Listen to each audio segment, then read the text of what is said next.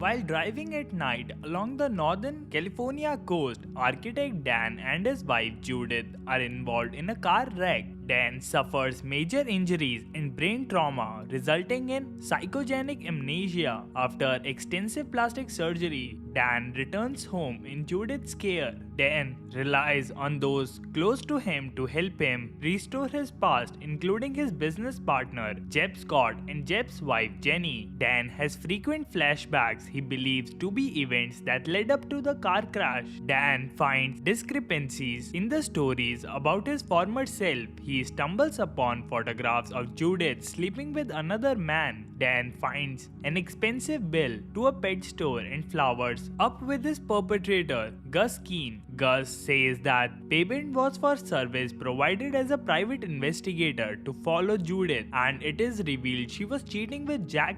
Judith arranges a meeting with Jack and Dan follows her. Judith stops to an old shipwreck, slated for removal by Dan's company. Assuming the wreck is a key in remembering his past, Dan has its removal postponed. Jenny accuses Judith of planning the accident to eliminate Dan, as he works with Gus to keep tabs on his wife with a wiretap. Dan tails her to a hotel where she and Jack are to meet, but Jack leaves and chaos ensues through a wooded area after gunshots are fired from Jack's car. Dan and Gus crash while Jack escapes. That night at home, Dan arms himself and lies in wait at gunpoint. An intruder is revealed as Judith, disguised as Jack. She explains that Jack is actually dead, killed by Dan on the night of the accident. Judith had intended to stop the affair with Jack. Judith says that she and Dan covered up the murder by disposing of Jack's body in the shipwreck. When Dan reveals he postponed the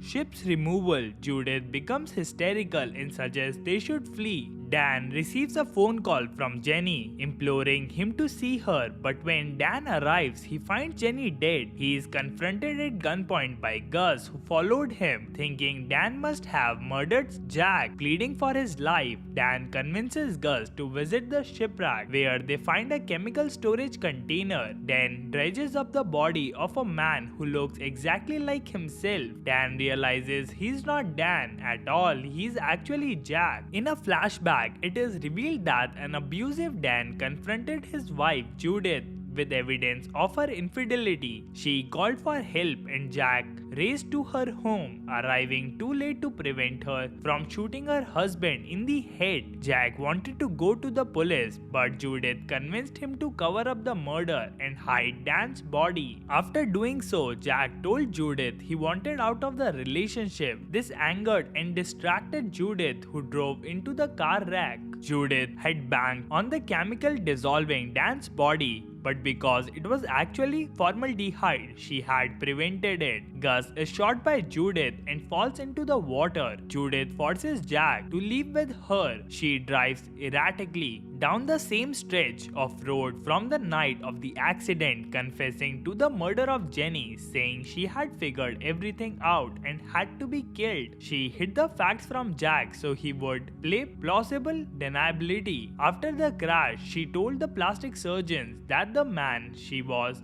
her husband Dan. Distracted by police helicopter, Judith loses control of the gun and Jack grabs it, demanding she stop the car. Judith decides to kill them in a murder-suicide car crash. Jack at the last second rolls out while she plummets off her death. The police helicopter lands and an injured Gus emerges. Gus survived his plunge into the water after being shot thanks to his inhaler. The two board the helicopter with Gus referring to Jack as Dan, presumably securing Merrick's fortune for him. The helicopter lifts off, flying over the burning car at the bottom of the cliff.